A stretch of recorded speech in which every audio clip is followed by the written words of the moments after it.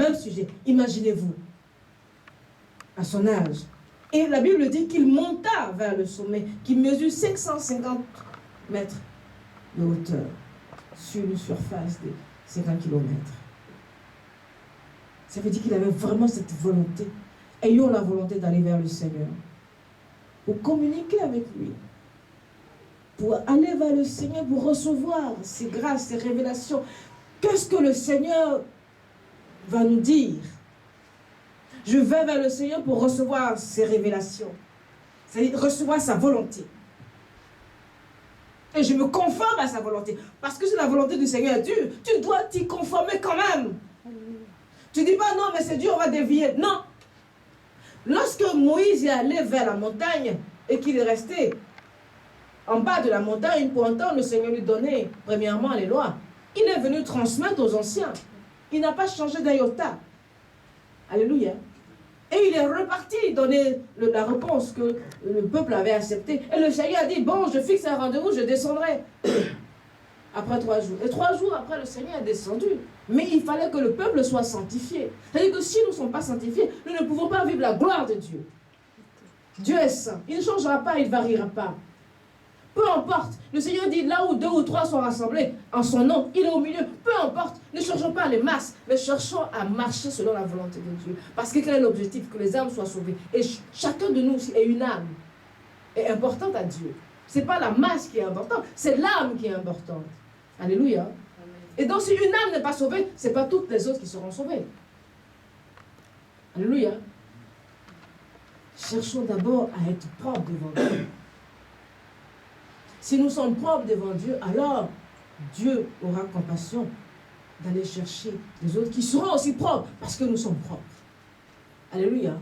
Donc, c'est pour ça que Dieu dit, là où 2 ou 3 sont rassemblés en mon nom, je suis au milieu. Si 2 ou 3 s'accordent, s'accorder est très important. Sont d'accord. S'accordent. S'accordent sur quoi? S'accordent sur un sujet. C'est-à-dire que le sujet est complexe, mais ils finissent par être d'accord sur le sujet. Tous.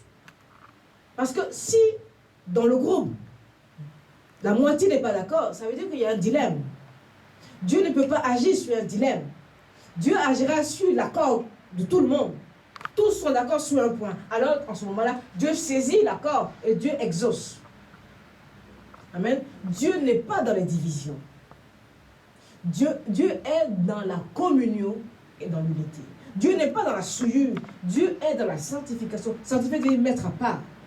Si Dieu t'a mis à part, il t'a mis à part pour que tu restes pur. Amen. Dieu dit quoi?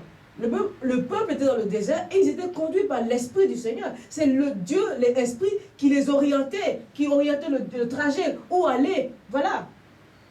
Ce n'était pas un homme, ce n'est pas Moïse. Mais l'homme ne voyait que Moïse. Quand il y avait problème, ils allaient vers Moïse. Ils ne disaient pas, mais le Saint-Esprit nous a amené là, et là, on n'a pas d'eau à boire. Mais non, ils allaient vers Moïse, parce que l'homme ne voit que ce qui est visible. Parce qu'il est charnel, il est naturel. Si l'homme était spirituel, il aurait vu qu'il était conduit par l'Esprit.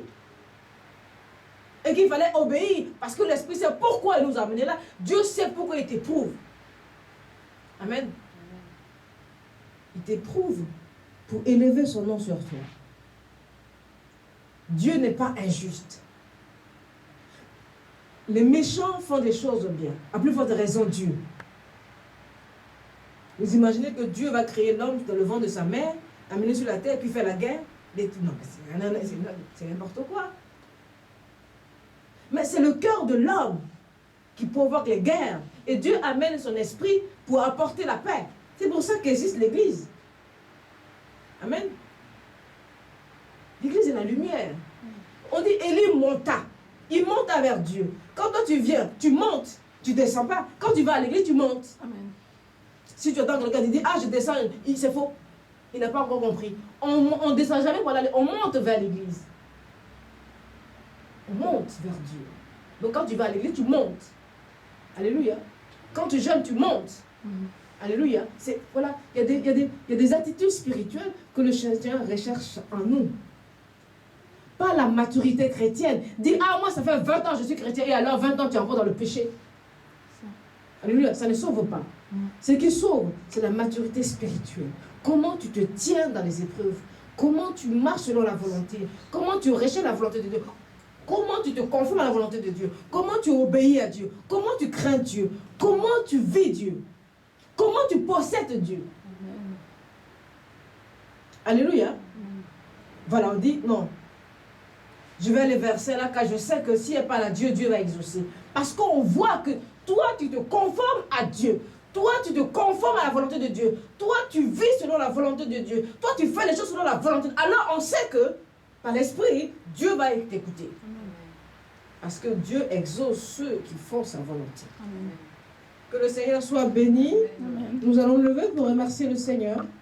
Car désormais, nous saurons que c'est à travers la prière que nous obtiendrons, nous recevrons les révélations du Seigneur et les bénédictions que Dieu a manifestées dans notre vie, semaine par semaine, et la puissance de Dieu. Si tu veux la protection, fléchis genoux et dis à Dieu, garde-moi, sauve-moi, bénis-moi, protège-moi, agis en moi. Et ce n'est pas des récitations. La prière n'est pas une récitation ou des prières toutes faites. C'est l'expression qui vient directement de ton cœur.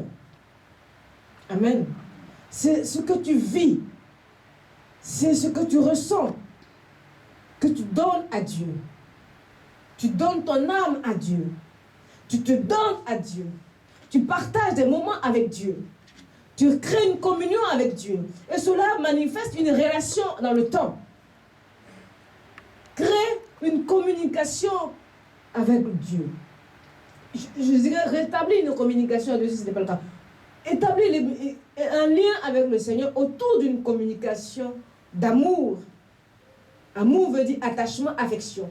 Sois amoureuse du Seigneur. Aie envie de lui dire des choses.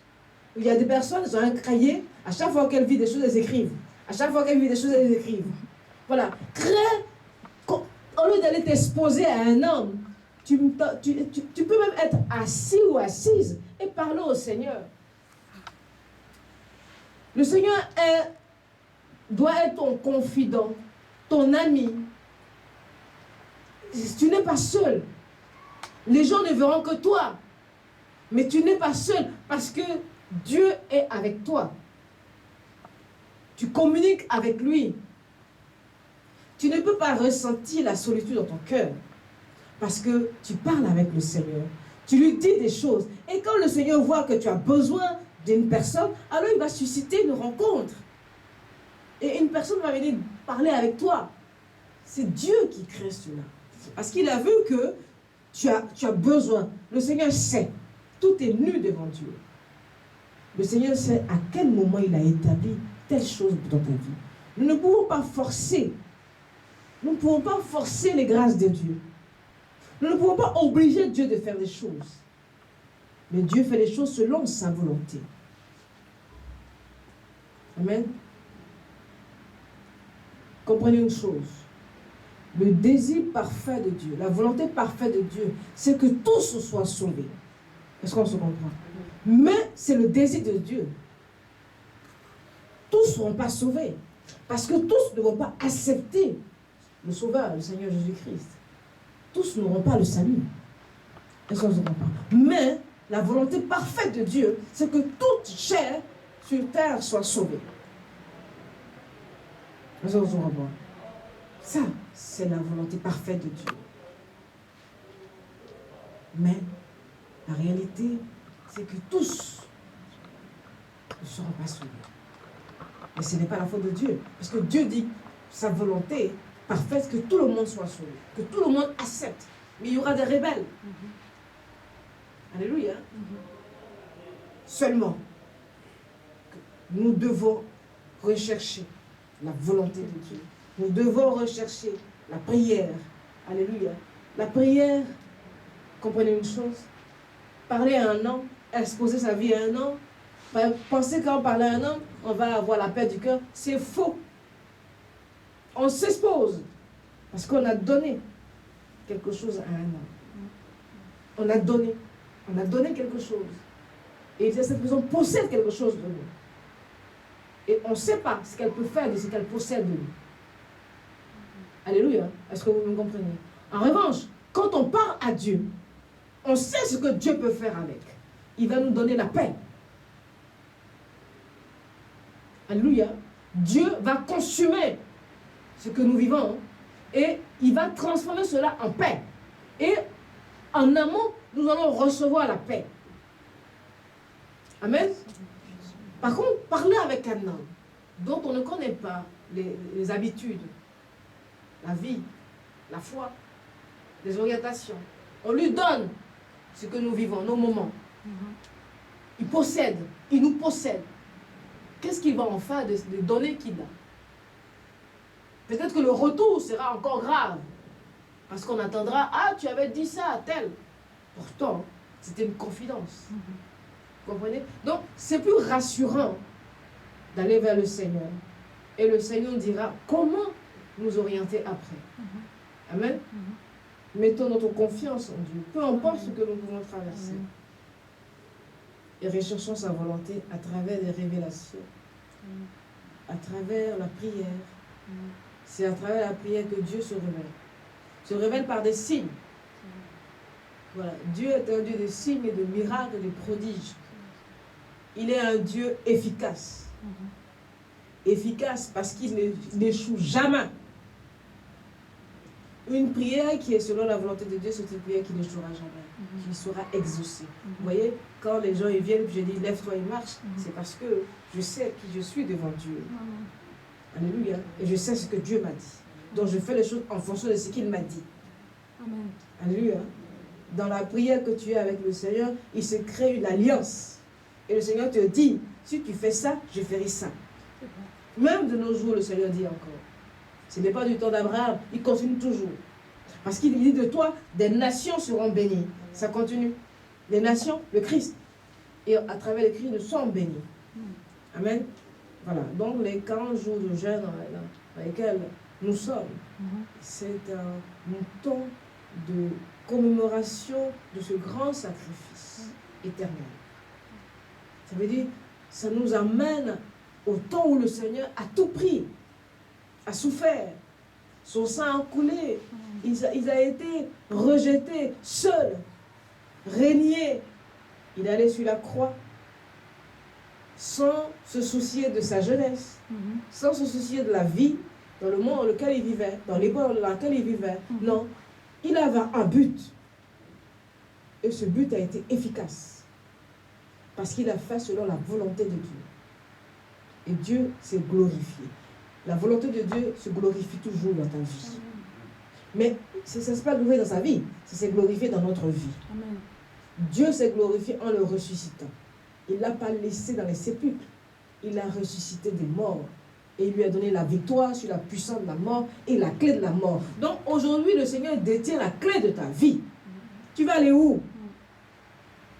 Où? Qui peut savoir en dormant si tu vas te réveiller? Seul Dieu le sait. Amen.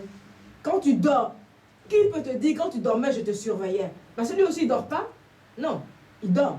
Donc, c'est Dieu seul qui te surveille, qui sait, qui te visite et qui te touche. Et c'est Dieu qui te protège. Dieu protège tous ceux qui l'invoquent, tous ceux qui croient en lui. Donc, tu as eu la bonne part et tu as choisi la bonne part. La bonne part, c'est le Seigneur Jésus-Christ. Amen. Et la bonne part que tu as eue, c'est encore le Seigneur Jésus-Christ.